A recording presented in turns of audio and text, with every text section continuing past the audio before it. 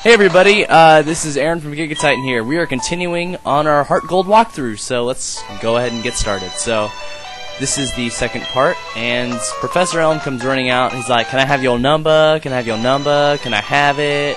And I'm like, "Yeah." And then he runs back inside, hastily, so I'm like, whatever. We are on Route 29, the first route of this game.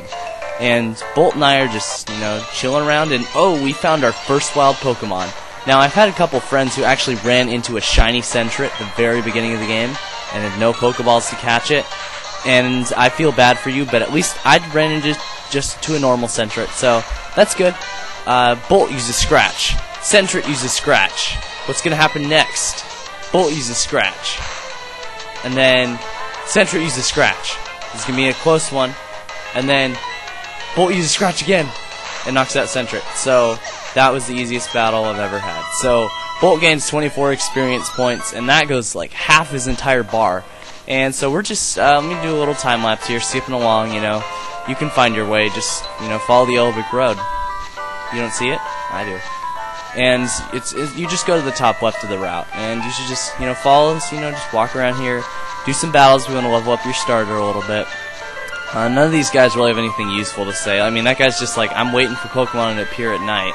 It's like, well, you're going to be waiting a long time, buddy. It's like 2 in the afternoon, so good luck. And so, we don't even have the running shoes yet, so we're just walking all the way to CherryGrove.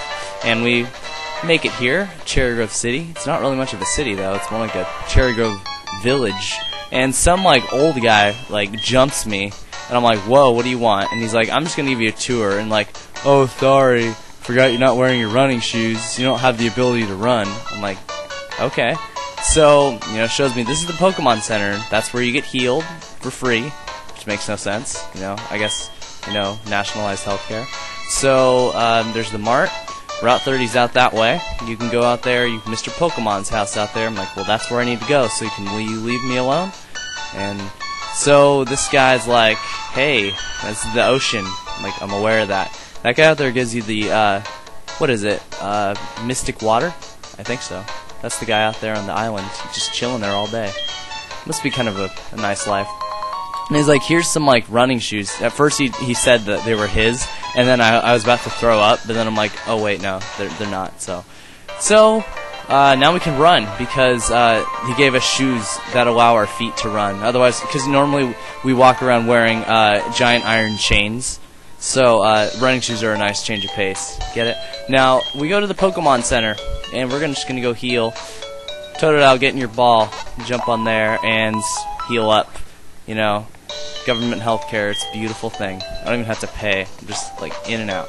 So, now we're leaving CherryGrove after a little quick pit stop, and I'm like, exclamation. And then this old guy comes back, charging at me, and he gives me a map. So that's where you can get your map if you ever, if you're ever lost or anything. You can always have a map handy, right there, always by your side, nationwide. Now, we are on Route 30 now, so I run into a Pokemon, and let's see which Pokemon that may be. It's just a Pidgey. I know, it's just kind of lame, but I send out Bolt, and it's cool. Your little partner Pokemon just kind of walks out. He doesn't, you don't need to send him out as Pokeball because he's already out. He's just following you around. And so I just use Water Gun. It's a newly acquired move. And I use Scratch, again. And knock out Pidgey. That was pretty easy. Got some experience there. And so I'm running along. I'm like, ooh, an item. I should probably go get that. And then I'm like, oh, wow, I ran straight into the grass. So I run into a Caterpie here. And, yeah, Caterpies are absolutely, they're garbage. So, Bolt goes out to, to fight him, and then uses Water Gun, and actually gets a critical hit and almost does knock it out in one hit. It's just, I was like, wow. And then Bolt levels up to level 7, so my Totodile is on his way to becoming a Croconaw. Yes. Okay, so let's grab this item here. It's a potion. It's actually pretty handy during the start of the game, so I recommend you picking that up.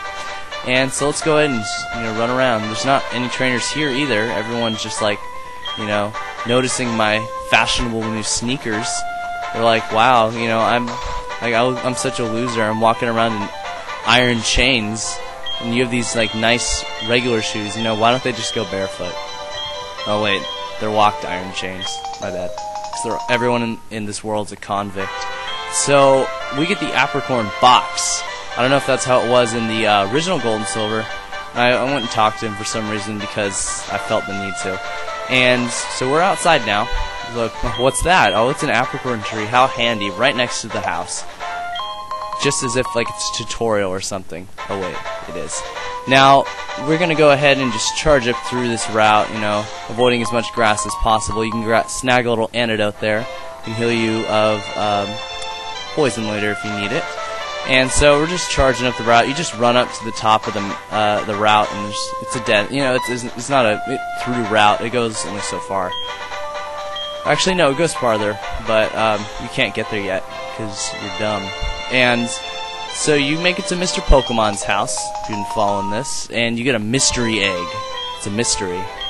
Now, is the egg a mystery, or is like what's in the egg a mystery? Like, I'm not sure. So he heals your Pokemon, so you don't need to worry about using potions, so you can save them. And then, oh wow, Professor Oak, this guy's my hero. And so he's like, you're Aaron, you know, I was running errands and stuff with Professor Elm. Oh, what's this? A rare Totodile that you can easily clone. And he's like, that would seem dependable, you know, here's a Pokedex, because, you know, I can just hand them out to anyone who I feel like. You know, those things seem kind of expensive. They're almost like iPhones.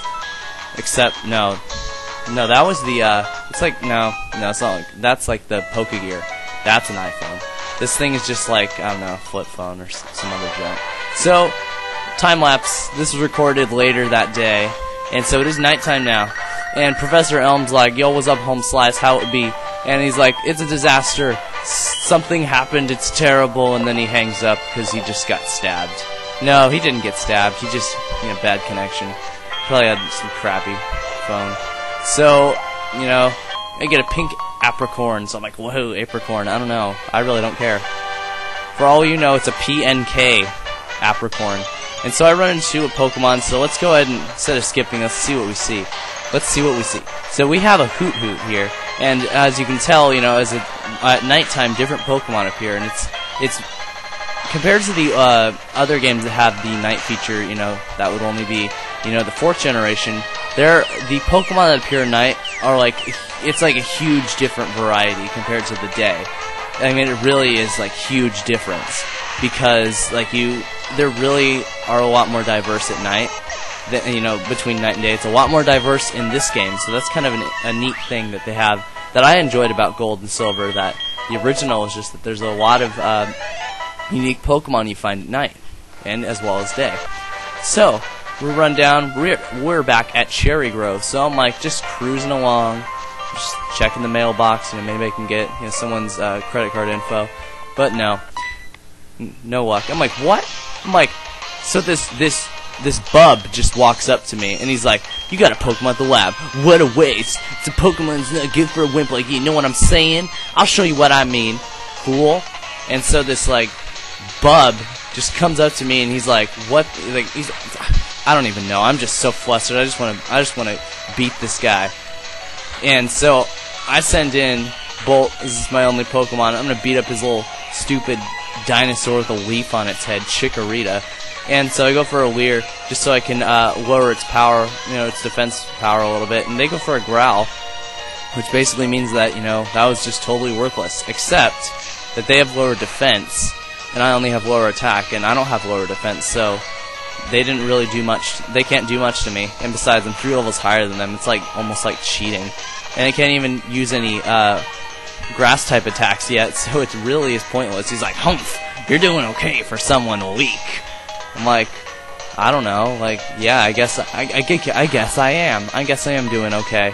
So, just keep scratching that thing. It seems to be kind of brutal. Pokemon battles are seriously brutal. Just scratch each other to death. And so I gained 67 experience points, and I beat Passerby Boy. Which, you know, I don't know. And so, right here, you don't notice it, but I just swiped this guy's trainer card right out of his pocket while he's not looking. Totodile's like snickering. He's like, what's so funny? He's like, what? What's so funny? And he's like, oh my gosh, you little punk, you stole my trainer card, you saw my name, oh my gosh. I gotta get out of here. So, I'm like, yeah, whatever. Now, I keep running, and I asked Totodile, what do you want to do? So I'm like, Totodile, what do you want to do? He's like, let's go back to the lab. So let's go back to the lab. Stay tuned for part 3.